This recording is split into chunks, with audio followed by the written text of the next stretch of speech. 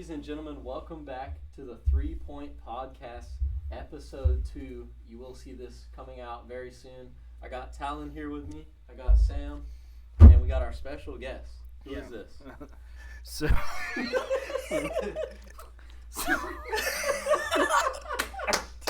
So I'm Pastor Brian DeFazio. I'm a youth pastor here at the church. So that's me. Cool. Well, welcome, Pastor Brian. Nice to meet you, sir. We know you're a youth pastor. Tell us a little bit about yourself for the people that don't know you. Well, I have a beautiful wife, a 3-year-old daughter named Ava, and I have a 1 month actually. I can't believe it's already been a month. Yeah.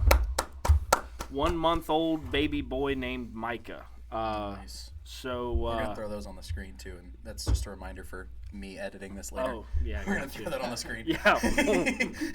See if you can knock out some of the wheezes, my guy. That's going in. That's hilarious. Some of that's going in. Yeah. But I know you guys do a lot of sports on here, so I guess I can tell you different sports I'm into. I don't know too much about football per se, unless it comes to college. I like college sports, mainly football and basketball. I'm a Kentucky fan for my college. Yeah, better than Duke. Better than Duke. Hey, where were y'all? Hey, we beat Oklahoma, dude. You know. Wow. I'm a baseball fan, St. Louis Cardinals, and for soccer, I follow the Premier League mainly, and the Toon Army is who I follow. So Newcastle. I think. Oh, and hockey. I like some hockey. The Panthers, and that's probably basketball. Orlando Magic. So I kind of have it sporadic all over the place, but those are normally the teams that I follow. Yeah. All right. So another question for you. We know you're a youth pastor. What is your favorite thing about working with teenagers? About being a youth pastor? Oh yeah. So I'll tell you this. Youth pastor was kind of when I had first heard about it. It was more of that's where most pastors tend to go to in ministry. And I hate that it's treated like this, but it's treated like some kind of stepping stone to the next, like to become a executive or senior family pastor, so on and so forth. Youth ministry is not a stepping stone, and I found out that really quick. I found that out. What originally got me in is, number one, the door was just wide open. I don't know if you guys know this, but not a lot of people want to work with y'all. Because if you see any of the reels that go on in schools, you see school fights. In the public schools, you see disrespect happening with teenagers. So it's actually hard enough to get volunteers to the work. It's even harder to find people that want to actually stick out the youth ministry. But so I just ended up getting into it. And when I got into it, originally I wanted to just teach elementary school, man. I had a knack for visual aids, and especially in first grade, man, it was just so fun. The kids were always happy to be at school. Kids were always happy to learn, and when you saw that they got something, their eyes lit up, and I fell in love with it. I actually wanted to stay away from ministry for a while because it was just there's a lot of politics in the church and things of that nature that kind of kept me out, but God decided to push me into it, and sorry. So anyway, so that's kind of how I got into it, man. And I just found out I had a knack with teenagers, man. I was able to speak their language, meet them where they were at, and it's been really fulfilling. So you just talked about you felt like you could speak more to the teenagers' language or understand them more. Why is that? Like, where does that come from? Well, for me, a lot of the things that went wrong with me before Christ happens in the adolescent years. So around the age 15, 16, that's when things started getting a little dark, and I kind of believe that I'm able to connect with the teenagers more because I'm I guess, and I hate this word, by the way, but I'm going to use it. I'm woke to the realization that most parents and most adults do not understand the mental health crisis that is going on at an adolescent stage. So because I've been through so much, I feel that I'm prepared to, I guess, counsel and work with those that are going through like the worst of it. Because I mean, I think we can all agree, and this is about to get turned into a deep state doomsday podcast, but the days are getting short, man. The world is the culture and the doctrines that are happening today that kids y'all's age, well, y'all are young adults now, but you know, the teenagers nowadays are facing, it's very loud, and I try to be the louder person in the room, or I'm hoping Jesus will be the louder person in the room. So I think it's just really just the knowledge of how bad things are out there, and I'm ready to shoulder the burdens. So you mentioned a little bit about your early life, even before that, in the previous question that was asked. Tell us a little bit more about your background coming up in your religion, and how you got to where you are now. Yeah, well, it was kind of interesting. So by the time I had turned 13, actually, me and some buddies of mine, we formed a band. It was a death metal band. If you guys want to know what that is, you can look it up. But so we were in a death metal band, and I think, you know, I think we sucked. I really do. Like in the beginning, we ended up getting good, okay? But in the beginning, it was just so shocking to see a bunch of middle school kids just like dressing like women and singing about the devil. You know what I mean? It was just a shock. You guys won't know this, but maybe somebody who watches will, from Jacksonville. Jacksonville was the home to one of the biggest death metal and hardcore scenes ever to date. I know New York City is big, and I know somebody's going to say something about the North doing it, but let me tell you about the Dirty South, okay? 904 Hardcore hit. Man, it was like a tidal wave, and we rode that tidal wave, and that was the cool thing. Hip-hop wasn't at all popular. It was all hardcore music. We're talking about like when Atreyu came out. This is a hardcore scene. Like the melodic metalcore came out, like Atreyu, and then you had like Bury Your Dead was from Jacksonville, and we had all these bands that were coming out. So we're like, you know, little me with the little black hair in my face. I'm like, dude, let's do this, you know. And so it all started with a band. No, I'm not saying metal causes Satanism. It started with the band simply because the people around me were just bad influences. That has nothing to do, and I'm going to say this with my chest, that has nothing to do with the music. Anything can be, in my opinion, humble opinion, anything can be given as a testimony to God. Like anything can be used for good in his eyes. He can take anything and use it for good. It's just normally the devil uses death metal, you know what I mean? So there's not a whole lot of honoring God there. So anyways, we started this band. We got really popular, man, and before I know it, and like I said, I'm just doing a little snapshot here. Before I knew it, man, I started getting really big into the devil. Especially in the teenage years, man, if I were to ask you guys a question, what do you think one major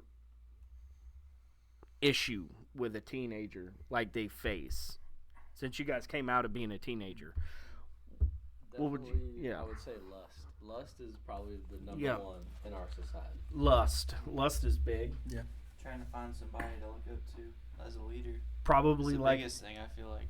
Right. Yeah. Yeah. I mean, I would say something similar to that. Just trying to find a place to fit in, trying to find somewhere where you belong and where you want to. Identity. Right. Yeah. Yeah. So all those are good. Let's hone in on that identity just for 5 seconds.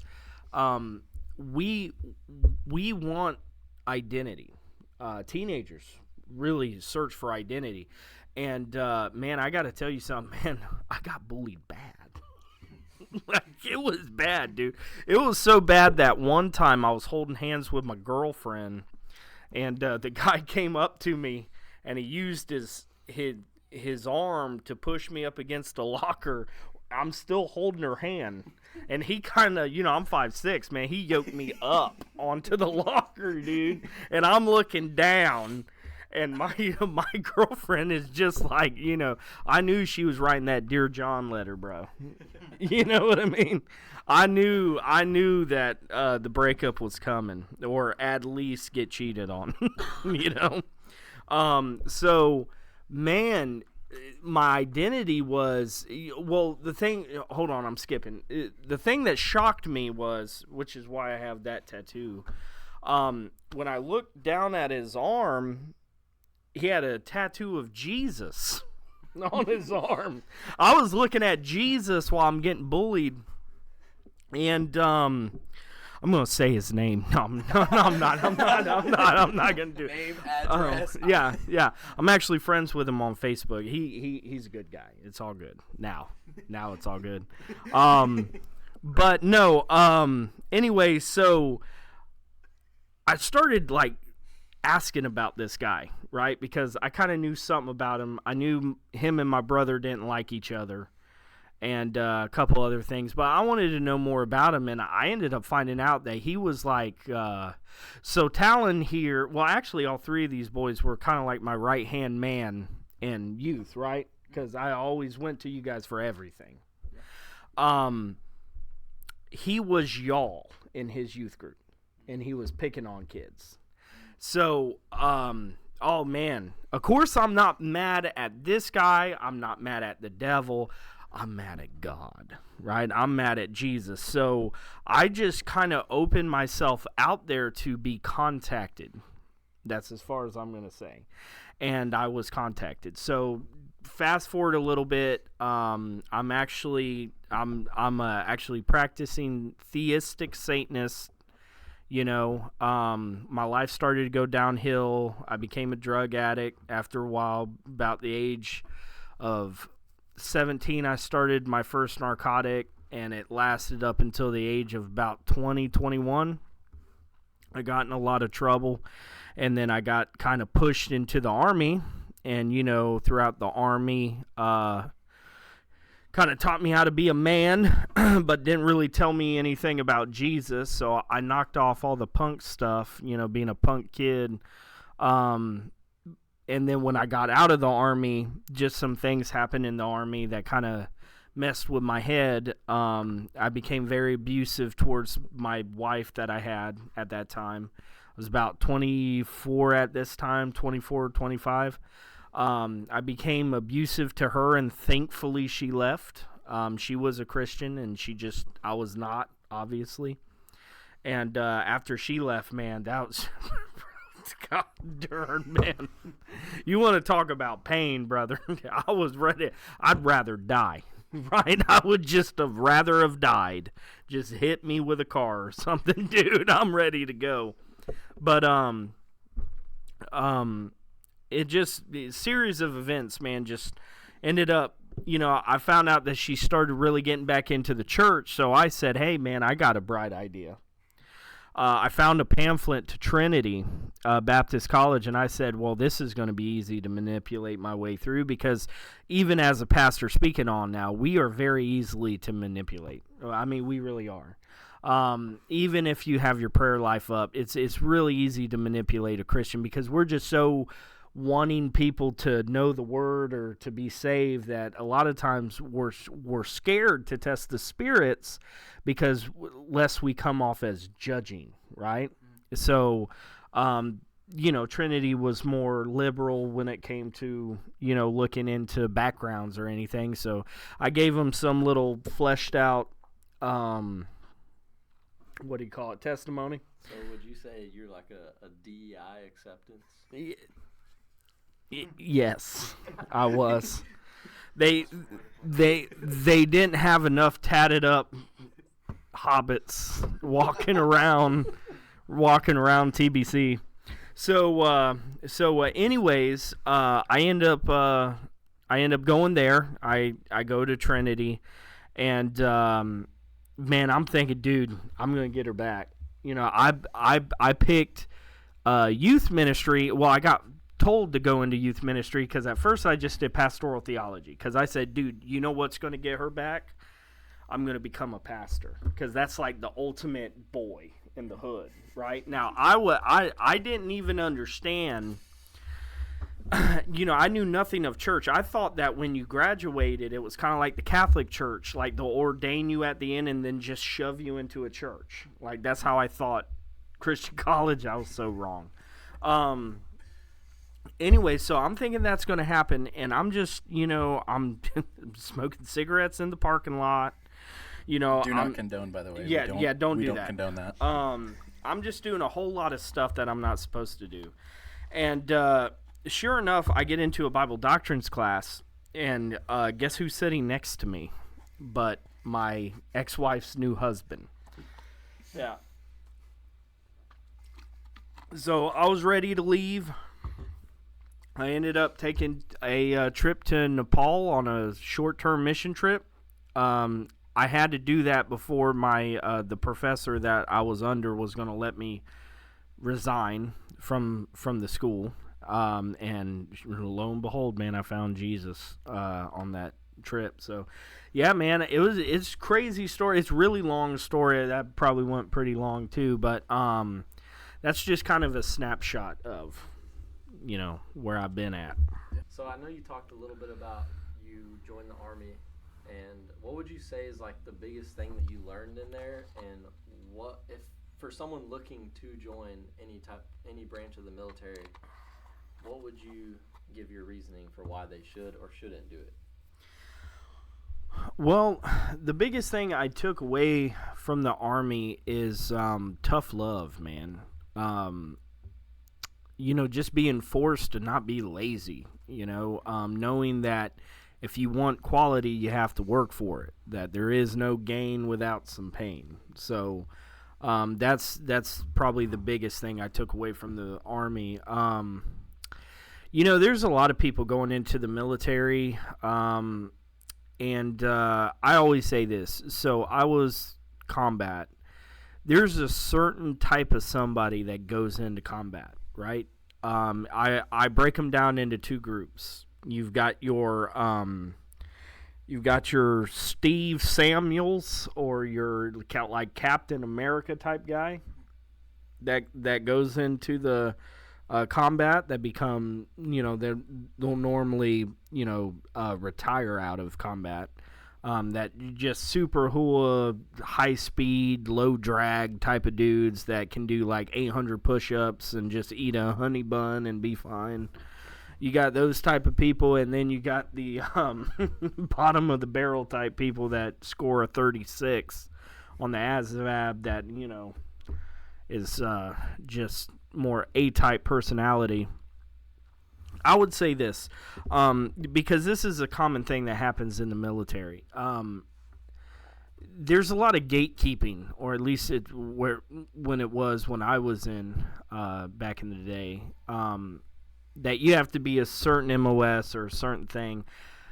if you want to serve your country, I always say this: get something that you can do when you get out, because you may say, "Well, I'm just going to stay in for the full 20." You have no idea how hard that is. As soon as you get in, you're going to be dreaming about the DD-214, which is the paper you get on the way out. Now, I mess with the Navy a lot, but I think the Navy would be a pretty good place to go. You get to see the world. I mean, if you get seasick really easy, I guess it's not for you. The Air Force, even the Coast Guard. I mean, those bunch of weirdos in there. But if you're smart enough and if they allow you to get in there, But like when it comes to the Army and Marines, just be realistic when you're getting in there. Understand that the commercials are a lie. It shows you fast roping at night with like the nods on, and you're like you're hunting for Hodge in the desert. That's not really what it is. You're going to be mopping the floor and buffing the floor and pulling weeds with your bare hands, and But that's what I would say is really do your research. Don't let the recruiters just push you into something, okay? Because they're trying to meet quotas, man. And if you have a sign-on bonus, that's like $40,000. You don't get that right up front. That's split up. So the funniest thing I used to see when I was higher ranking in the Army after I had been a veteran for a while was you'd always see the new privates would come in and they would buy like Hellcats, because they're like, man, I got 40,000 coming in. And they would buy a Hellcat, and then within the next month, you would see the tow trucks just start coming in and taking them all away. So, yeah, man, that's what I would say military-wise, if you want to get in. Cool. Well, we're going to shift gears a little bit, going from, some stuff about your past. Let's talk about right now. Let's talk about the future. I guess to get kind of deep, what are your short-term and long-term plans for what you want to do? I know you're a newer dad. Ava's 2. Yeah, three. Ava's three. 3. Sorry. She's 3. She's 3, and you got a 1-month-old. Mm-hmm. What are you excited about? What are some things that you're not looking forward to? Yeah. So, in fatherhood, thing that I'm excited about is having one of each. So, I have one girl, one princess, one prince. I'm excited that my older brother Kyle, he has 2 girls. So, this was our last shot. My dad's brother had 2 girls. So, my dad had 2 boys. So the only one to carry on the DeFazio name is Micah. So I'm excited about that. Some fears I have, obviously with Ava, is boys. Now, when y'all were in the youth group, it wasn't a deal. But this new group, all they want to do is date. And it's so... I'm sorry for any teenager that watches, but you're stupid. Okay, you're not ready. You can't even try to convince me that you're ready. Commitment is commitment, and my thing is just being the man that Ava is going to want to look for when she's older, and for Micah I'm hoping that he's going to be better than me. Way better than me. Another funny fear I would say is, of course, it's going to be hard when they want to tattoo me saying no, covered like I am. So there's a couple fears. There's a couple fears there, but it's mostly excitement. It's mostly excitement. Good stuff. Yeah.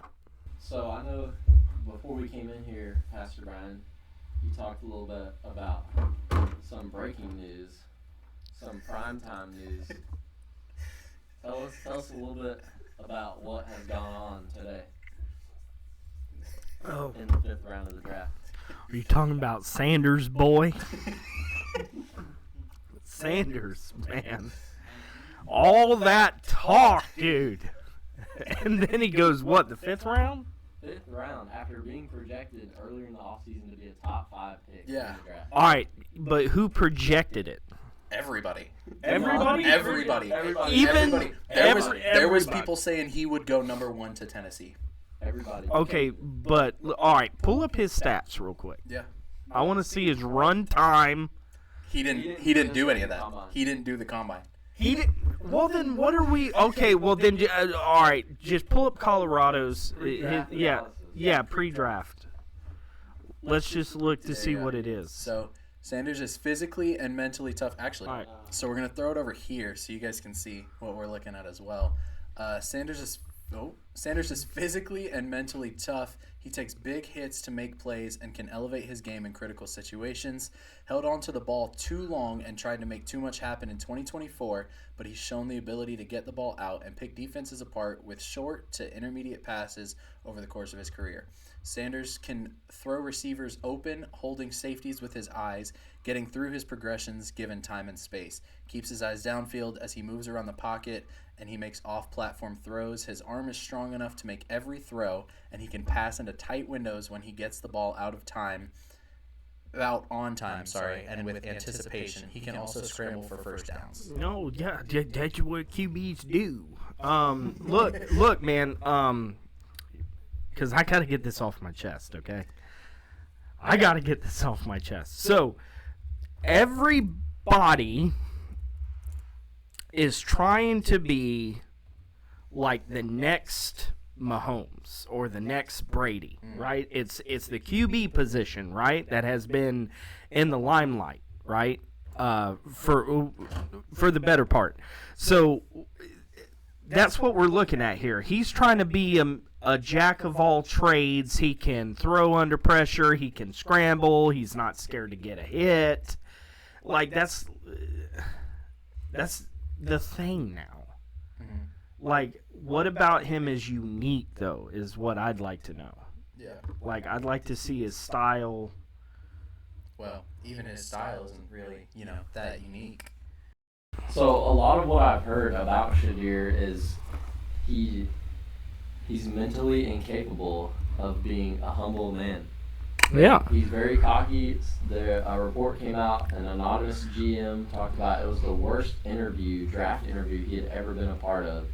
And I have heard that some people are thinking that the league is trying to make an example out of these quarterbacks. Also, like Nico. Iamaleava. From Tennessee, who decided to try to get a $4 million bag, even though he already had $2 million.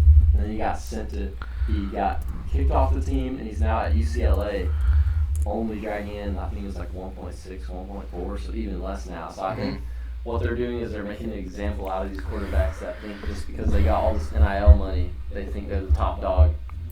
Well, yeah, I mean, as a top competitor, you've got to be competitive. It's okay to have an ego, but there's balance in everything. There's always needs to be balance, right?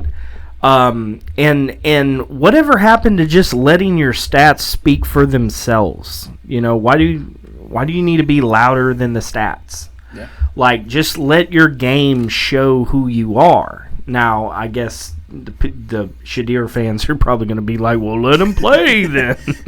But, I mean, what a string do you think? Yeah, he's not going to be first string. Oh, no. He went to the Browns. They have 5 quarterbacks, so they got Deshaun Watson. So he's not going to enjoy the recovery room. No. They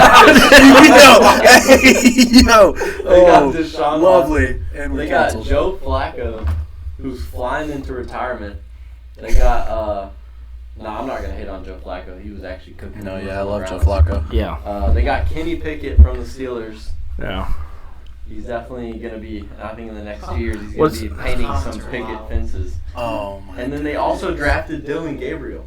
They did draft Dylan Gabriel. They drafted 2 quarterbacks. That is pretty wild. That is insane. Throwing it over once again. Yo, he looks fruity. to we're gonna throw it over to here real quick. He kind of looks like Lil Nas X to me. It says the Browns now have a stud. Deshaun Watson in the same locker room. Browns now have a stud young quarterback that tore up college competition, put up a Heisman-worthy last year in college, and is known for his professionalism/leadership. They also have Shador Sanders. So obviously, a lot of people are more fans of Dylan Gabriel, who he played for a while in college. He was at Oregon. It was his most recent school. He was at Oklahoma with Lincoln Riley. He was also, out of UCF. USC was Lincoln Riley. Lincoln Riley. No, he was in Oklahoma. And then he went with Caleb Williams to USC. Because Lincoln Riley was in USC with Caleb Williams. Dylan Gabriel went to Oregon though. But if we're talking about He transferred from Oklahoma to Oregon. Oh, okay. But he was at Oklahoma with LincolnRiley, and then when Riley left, he transferred to Oregon. Well, Hang on. I want to go back maybe to that. that'll because work Sage out didn't let me for finish him. my thought. I'm sorry. Okay. No, you're good. Reason. But yeah, so he's in the same quarterback room as Dylan Gabriel, highly touted prospect 2 years ago. Didn't enter the draft. He still had the extra year. Started at UCF, had a really bad injury, transferred to Oklahoma, I believe, under Lincoln Riley, and then transferred over to Oregon, where he lit up Oregon 2 years ago. This past season, he was still really good, put up Heisman-worthy numbers, but obviously lost it to the newest Jaguar, Travis Hunter. Yeah. Which as kind of a Jags fan, what are your thoughts about Travis Hunter? So I didn't look too. Have you ever seen Travis Hunter play a game? No, I haven't. So, I don't. so he plays. Wasn't he in Florida though, right? He's from Florida. Yeah, he's But from he Florida. he went to Colorado with Shador.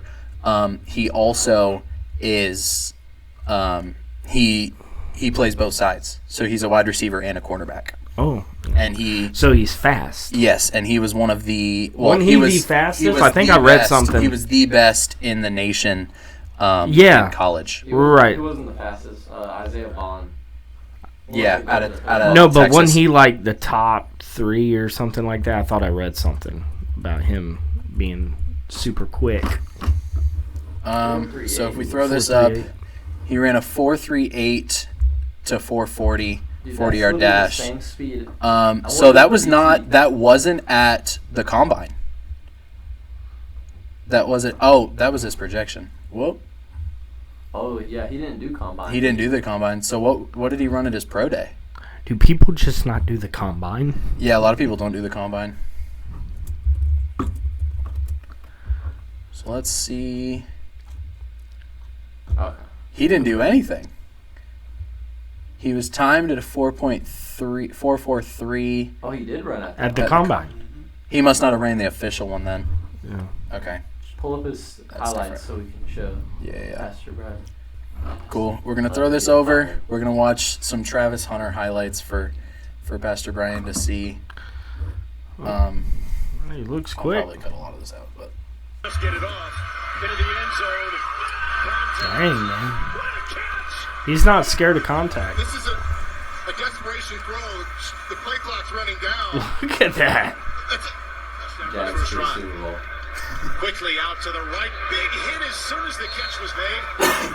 Sanders, nice pocket. There.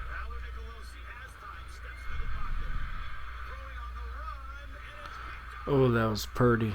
Oh, so pretty.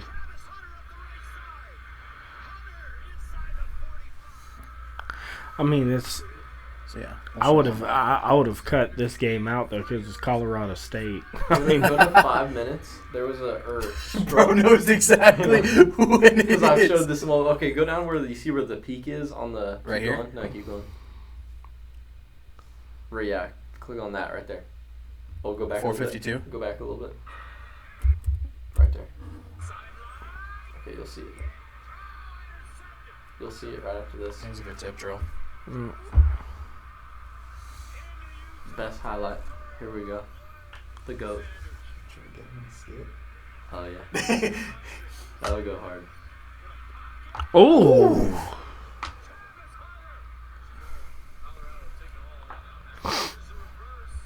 Uh-oh. Oh, this play. I do remember this play watching it. That was Oh, wild. man, Utah would have that one. That's a big DJ boy. Lagway play right there, Yeah. boys. Hey, man. Okay. All right. Yeah. But so, Jaguars traded up from the Browns, or traded up with the Browns, Traded up, yep.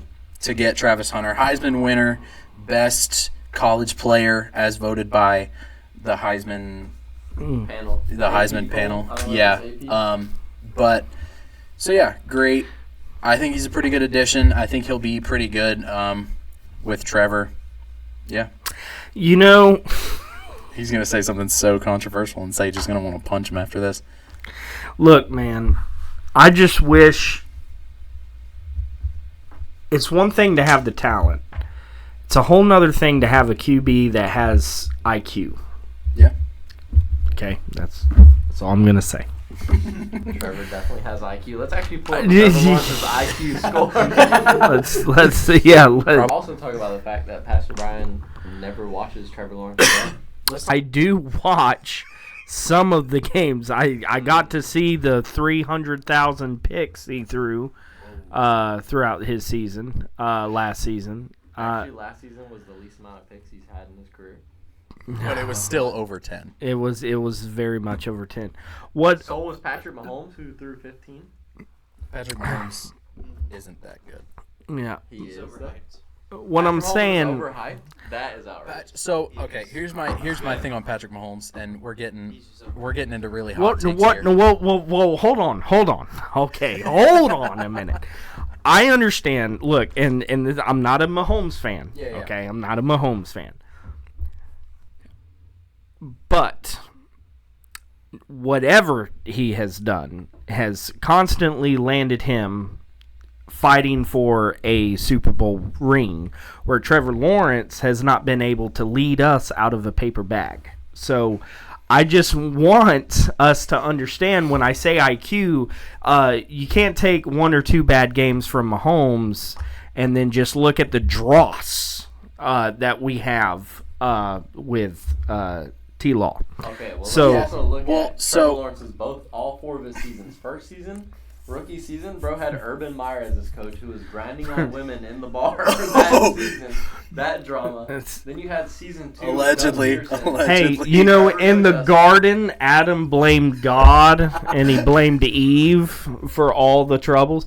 Look, man, all I'm trying to say is, I'm not trying to attack the man's character. I'm just trying to say that we need a starch leader with heavy football IQ. Reading. Trevor Lawrence.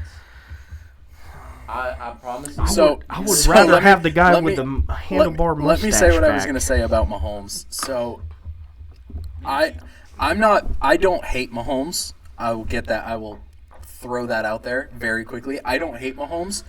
I don't think, as of right now, that he's as comparable to Brady as people are saying. I think Brady is the GOAT. Absolutely not. And He's not. It's not just because of the rings. I think, and it's just a lot of people will say, "Oh, but Brady didn't win a Super Bowl without a top 10 or top 5 defense or whatever." But all the throws that Brady's made, all the good things that Brady has done, you cannot compare that to Patrick Mahomes. Like, IQ. yes, Patrick Mahomes he's a great at like cool. IQ. Mahomes is great at these random, like, cool throws. And, yes, they look cool, and they're cool to replicate in Madden games because you can do that now. But I just don't think – and maybe it's just because I grew up watching Brady and, you know, I'm kind of out of the loop with Mahomes. But I think you can't – unless he shows that he can – like, if he goes to a different team and if he goes and wins 4 Super Bowls, he's up there with Brady. But as of right now, I just don't think that's possible. I hate Tom Brady, but I do agree with you, Talon. I don't think he's there yet. But also, Tom Brady did have 20 seasons. That's He had true. LeBron, so we will see if Patrick Mahomes can do what Brady did.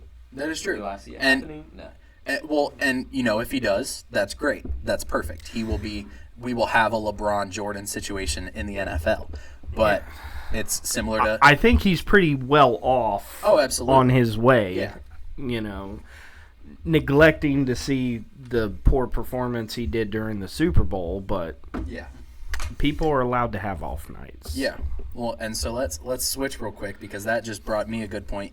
You are a hockey follower. Yes.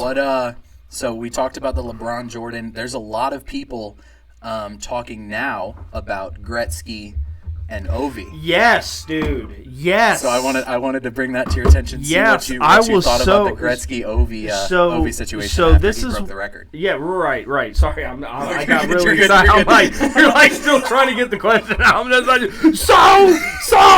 Well, look. Definitely not a Capitals fan at all, dude. Absolutely. Definitely not at all. Yeah. But the thing I love about hockey, brother, is that there's room for goats. Yeah. Gretzky was so excited for him and was taking all types of pictures. When you look at NBA, which this is one of the I'm not downing this, but people are fierce gatekeepers of goats in the NBA. And I would even say, by the way, we were just talking, the NFL is going to be the same way. For sure. Hockey, though, has this unique ability to where, Gretzky will always be Wayne Gretzky. He does not, you know what I mean? Yeah. But if he's on top of the tower, he'll reach a hand down and pull people up level with him. I don't know if you watched the ceremony, but he took pictures with them. Yeah. They were teared up, man. He was just a phenomenal player, man. Phenomenal. I was excited for him. Yeah. I was pumped, and that's what makes me, that's why I love hockey, man. I love it. Is because, it has all the contact.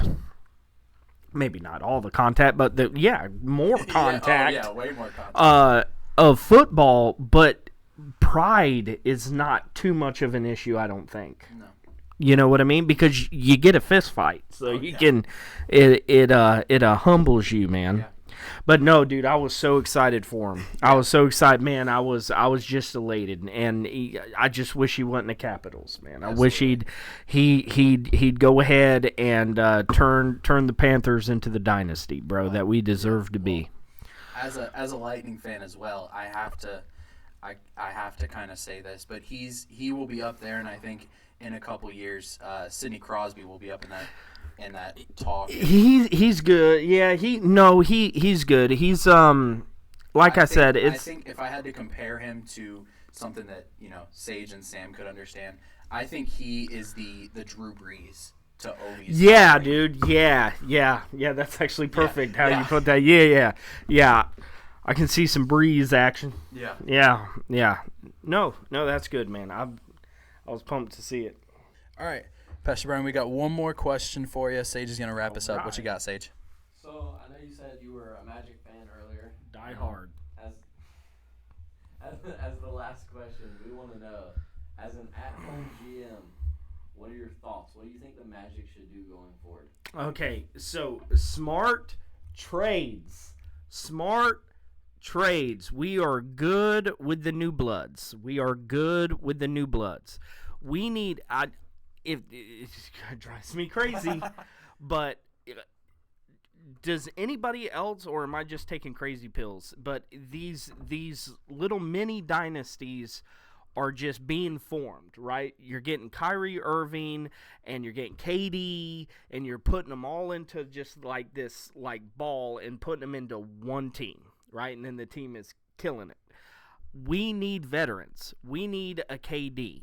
We need somebody that has IQ, that has the veterano status, okay? That's what we need, okay? Now, Black is doing good. I understand he's more of a new blood, and he's doing all right. But what I'm saying is, do you see what I'm trying to put down here?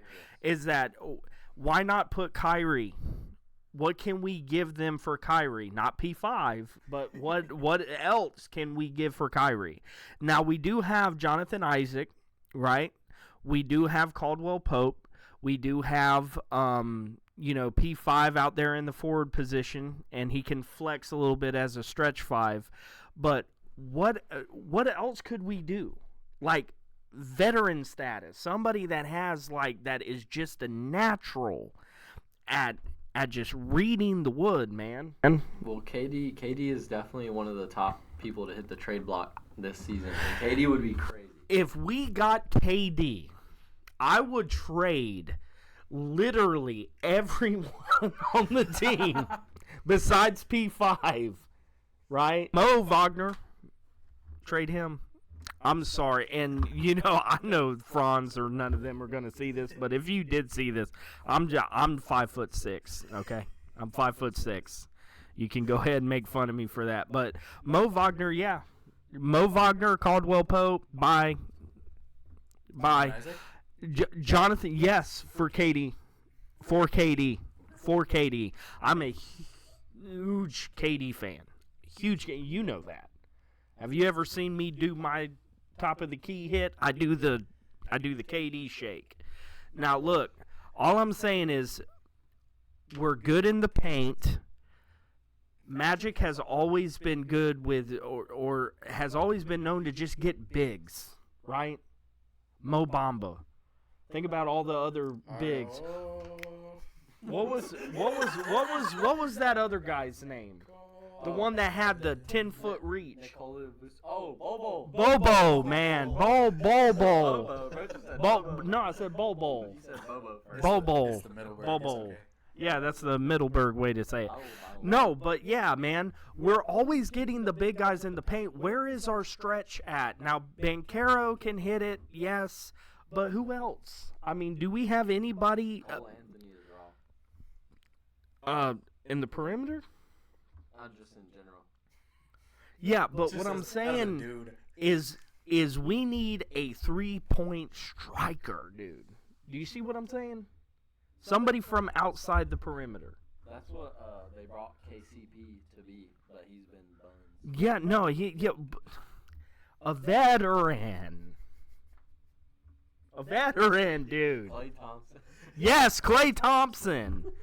Somebody who has been proven and forged in the fire, dude. Oh, Damian Lillard. Damian, Big Dame. Big Dame. I Bro. would love to. if Damian Lillard gets on there, I will shave my arms and legs, dude. Yo, that's going in the pod. That's going in, We're bringing and that I'm gonna up hold if it. Damian I'm gonna Lillard hold him gets to that. if We're Damian gonna hold you Lillard to gets that. traded. But I want you to. all right, Pastor Brian, thank you. Thank you for joining us on the 3 Point Podcast. Thank you for being our first ever guest. It's always fun just being able to talk with you, talk sports, and just to hear your testimony. It's always really cool for us to hear. I mean, I'm assuming I speak for them, but we really appreciate you. We thank you for coming on. Where's somewhere that people can contact you if need be, and if they want to reach out? My Insta is at DeFazio Brian, and that's where you can find me and my see pictures of my.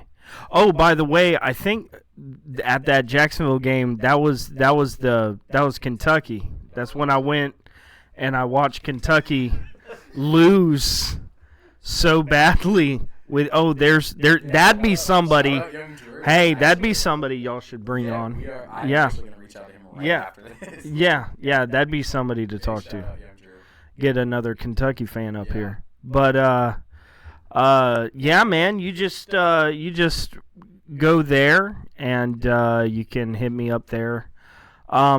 Listen, to all you T-Law-ites, you're never going to change. Let me just say this. You will never change my mind about him.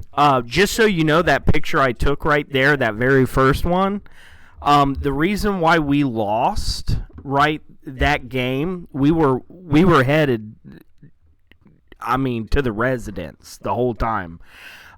T-Law is from Clemson, right? Mm-hmm. That's where he was in college. He comes out to support Clemson. And then all of a sudden they get another spark. And they came out that second half, dude, and just destroyed us. Let's let's actually talk about the Trevor Lawrence thing. Do you think Trevor Lawrence will ever win a championship with the Jags? No. Okay. Never. If they do. If they what's an do, open spot where we can put a tattoo? I'm not going to make you do anything crazy. Just T-Law. So, hey, gotta get it. who's going to pay for it? if y'all pay for it. We will pay for it with the podcast $3 budget. The podcast budget that we don't have yet. Yeah. Yeah, I will make the bet. All right, let's run because he's not going to bring us anywhere. Let's do this. Let's make it a lot easier. The next 5 years, do the Jaguars win a Super Bowl with Trevor Lawrence? Well, I don't think he's going to hang on that long. I don't think he's going to end up falling into the abyss where all the other Jag QBs wind up. Notice that, guys, real quick. No, so when you go to a church and you see that a youth, they've been through 5 youth pastors in the past 4 years. Do you think that's a good thing or a bad thing? That makes it sound like it's a team problem. No. Make Trevor Lawrence more valid. The team has been buns. He's had no supporting cast, but he now does. Yeah, supporting cast, brother. He's here. You know what? We'll make this easier. If he wins a Super Bowl in his time in Jacksonville, you get the T-Law tat. If he doesn't in his time in Jacksonville, we all get Wildcat claws on our butt cheeks. No, I won't do that. No, because Sam. Look at Sam's face. So Sam didn't agree to any of that. Change that. We will buy a Kentucky helmet and keep it here permanently, like an actual, like a full-size helmet. Every- We'll buy that and keep it here. That's worth as much as the tattoo. It's like Only if you sign it, though. Yeah, look, I'm confident. Okay, I know. let's Look shake on it right now. Everybody at the table. I'm confident, bro. I'm confident. You guys know. That's all y'all. I ain't paying a dime. You guys know that I'm right when it comes to this, right? I mean, think about all the QBs that have just been novelty effects. You got everybody and the people that are my age, okay? They got on with T-Law because he reminded them of Sunshine from Remember the Titans, okay? So they thought he was going to be a sunshine on a rainy day. What are you doing? He's got to go get his door. That chair went up my butthole. Wait, dude, go the other way. Around the chair. Why do you gotta? So listen, Talon. You know what I'm talking about, right? I hope that you're right. I hope that you're wrong.